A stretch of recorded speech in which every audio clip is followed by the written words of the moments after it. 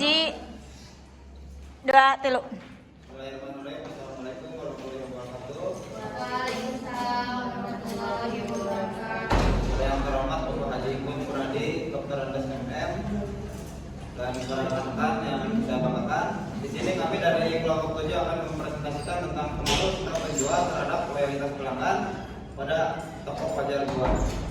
Sebelumnya kami akan memperkenalkan terlebih dahulu saya sendiri, para Nabila Salam selaku moderator, dan ada rekan saya. Saya Nabi Dayat, saya Nisa Isma.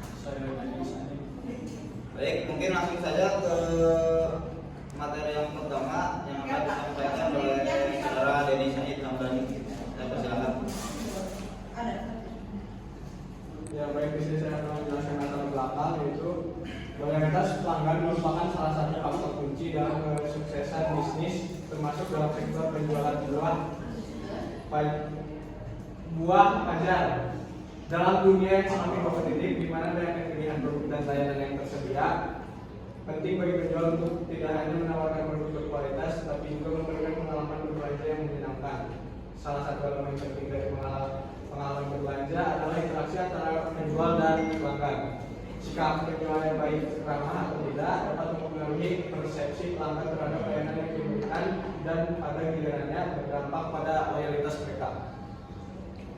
Selanjutnya, rumusan masalah yaitu bagaimana sikap penjual buah yang tidak ramah mempengaruhi pengalaman pelanggan saat berbelanja. Yang kedua, apa saja faktor-faktor yang menyebabkan pelanggan kehilangan loyalitas akibat interaksi negatif dengan penjual buah. Lalu yang ketiga, sejauh mana sikap penjual buah yang tidak ramah berkontribusi terhadap penurunan frekuensi kunjungan pelanggan ke toko buah. Di sini ada tujuan penelitian. Yang pertama yaitu menganalisis pengaruh sikap penjual pada toko buah pajar, yaitu untuk menganalisis bagaimana sikap penjual buah yang tidak ramah mempengaruhi persepsi pelanggan terhadap kualitas layanan dan produk, serta dampaknya terhadap keputusan mereka untuk kembali berbelanja di tempat tersebut. Lalu yang kedua, menilai loyalitas pelanggan. Untuk menilai tingkat loyalitas pelanggan yang berbelanja di toko buah dengan penjual yang memiliki sikap tidak ramah, serta mengidentifikasi faktor-faktor lain yang mungkin mempengaruhi loyalitas tersebut. Yang ketiga, memberikan rekomendasi kepada toko Fajar buah. Untuk memberikan rekomendasi kepada toko buah Fajar tentang pentingnya sikap ramah dalam meningkatkan pengalaman pelanggan, serta bagaimana perubahan sikap dapat berkontribusi pada peningkatan loyalitas pelanggan dan penjual.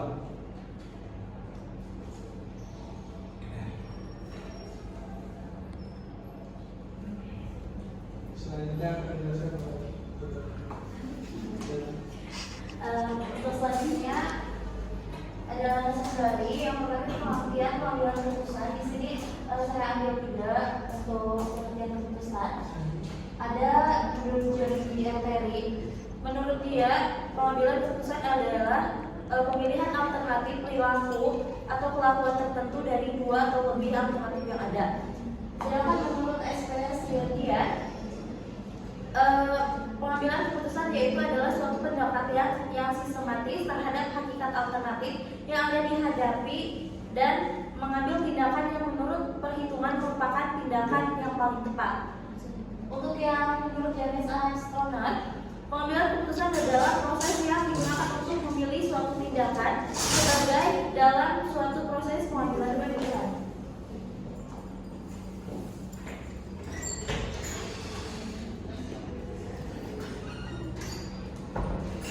Nah, yang untuk selanjutnya itu ada fungsi pengambilan keputusan. Yang pertama itu untuk memantau pengelolaan dari semua aktivitas manusia yang sadar dan terarah, baik secara individual maupun secara kelompok, baik secara institusional maupun secara organisasional. Dan fungsi itu juga sesuatu yang bersifat futuristik, artinya bersangkut pada masa depan, masa yang akan datang, di mana efeknya atau pengaruhnya berlangsung cukup lama. Untuk yang selanjutnya ada dasar pengambilan keputusan menurut John F. Terry. Yang pertama ada intuisi. Intuisi itu adalah pengambilan keputusan yang berdasarkan atau intuisi perasaan yang memiliki sifat subjektif sehingga mudah terkena pengaruh pengambilan keputusan intuisi ini mengandung beberapa kebaikan dan kelemahan. Dan yang untuk pengambilan keputusan berdasarkan pengalaman memiliki manfaat bagi pengetahuan praktis karena pengalaman seseorang dapat memperkirakan keadaan suatu, dapat memperhitungkan untung ruginya, baik buruknya keputusan yang akan dihasilkan. Karena pengalaman seseorang yang menduga masalahnya walaupun hanya dengan melihat sepintas saja mungkin sudah dapat menduga cara untuk penyelesaiannya. Dan yang ketiga adalah pengambilan keputusan berdasarkan fakta yaitu dapat memberikan keputusan yang sehat, solid, dan baik.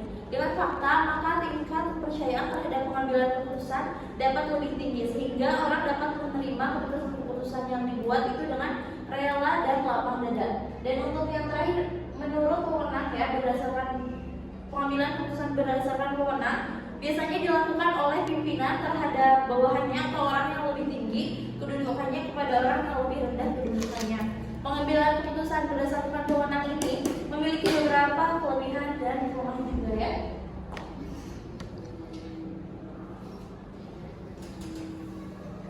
Nah, untuk jenis-jenis pengambilan keputusan, yang pertama adalah berdasarkan programnya. Untuk berdasarkan programnya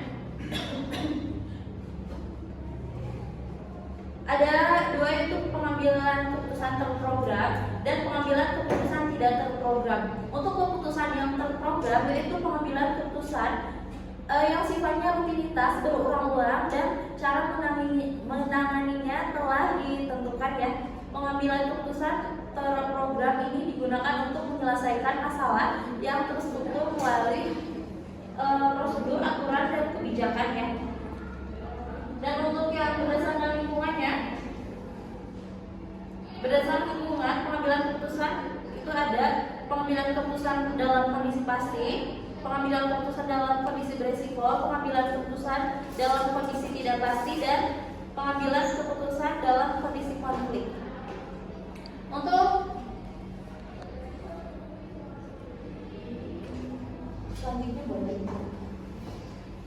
selanjutnya ada penemuan masalah. Fajar 2 merupakan perusahaan yang bergerak di bidang makanan sehat yang sedang berkembang di Majalengka. Dengan semakin berkembangnya tren makanan sehat di Indonesia, perusahaan ini memiliki peluang besar untuk meraih pasar yang lebih luas. Namun, salah satu permasalahan yang dihadapi oleh Fajar 2 adalah sikap penjual yang kurang ramah yang dapat mempengaruhi loyalitas pelanggan. Hal ini penting untuk dipahami karena dapat mempengaruhi keputusan pembelian pelanggan. Selanjutnya, ada pemecahan masalah. Pemecahan masalah yaitu dalam pemecahan masalah ini menggunakan pie of table sesuai dengan lingkungannya karena menyesuaikan dengan permasalahan yang ada pada toko pajak uang pajak.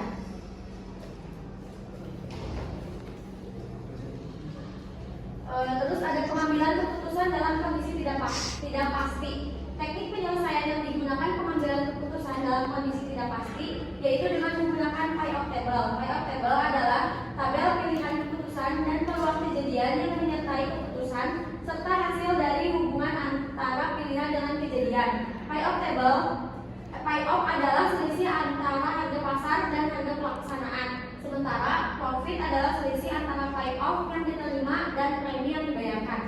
Tujuan penggunaan pie of table ini adalah untuk memudahkan penggambaran situasi keputusan dengan menggunakan pengambilan keputusan adalah saat di mana sepenuhnya dapat dikendalikan dalam mengambil tindakan.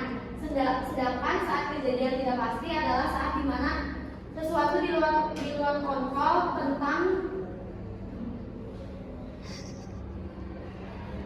tentang apa yang akan terjadi atau di luar kendali. Nah, di sini juga ada alternatif solusi. Merubah sikap kepada pelanggan. Kalau misalkan kondisi ekonomi baik, itu akan mendapatkan 180 juta. Atau alternatif solusi yang lainnya ada memperluas tempat usaha. Kondisi ekonomi baiknya akan dapat 150 juta. Kalau misalkan dalam kondisi ekonomi buruk, yaitu mendapatkan 20 juta dan yang satunya 30 juta.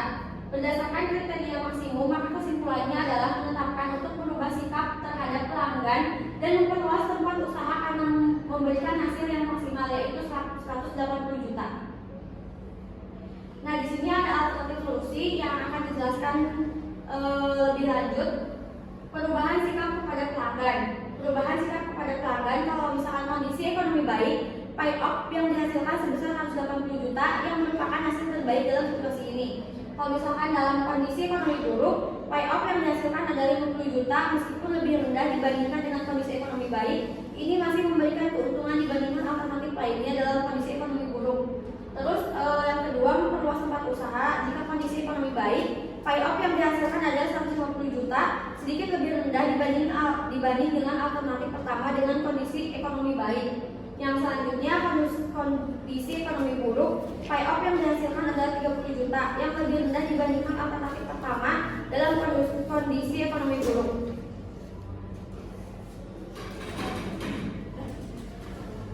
Baik, yang selanjutnya ada perhitungan faktor dan pembuatan alat untuk mengevaluasi.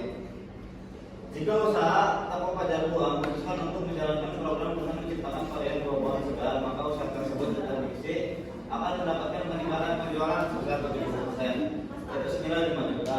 Sedangkan ada pula keinginan usaha tersebut tidak dapat meningkatkan penjualan meskipun menggunakan inovasi baru.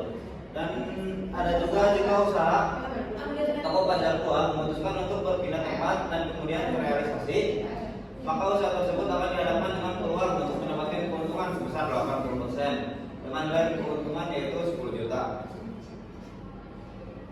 Nah, selanjutnya ada pengambilan keputusan. Jadi untuk pengambilan keputusannya yaitu penjual harus merubah sikap menjadi lebih ramah terhadap pelanggan agar pelanggan makin loyal. Nah, untuk kesimpulannya yaitu permasalahan mengenai kurang ramahnya penjual produk dalam meningkatkan penjualan pada usaha toko pajar buah di Majalengka dapat diselesaikan dengan cara pengambilan keputusan dari pihak usaha toko pajar buah. Berubah sikap terhadap pelanggan dengan adanya perubahan sikap yang lebih baik kepada pelanggan, maka dapat membuat konsumen loyal terhadap toko buah dan terjadinya peningkatan penjualan. Dan yang terakhir ada saran. Yang pertama yaitu memberikan potongan harga kepada pelanggan yang loyal. Yang kedua meningkatkan pelayanan kepada konsumen. Dan yang ketiga meningkatkan kualitas buah yang dijual. Baik, mungkin itu yang bisa kami sampaikan. Kurang lebihnya mohon maaf. Wassalamualaikum warahmatullahi wabarakatuh.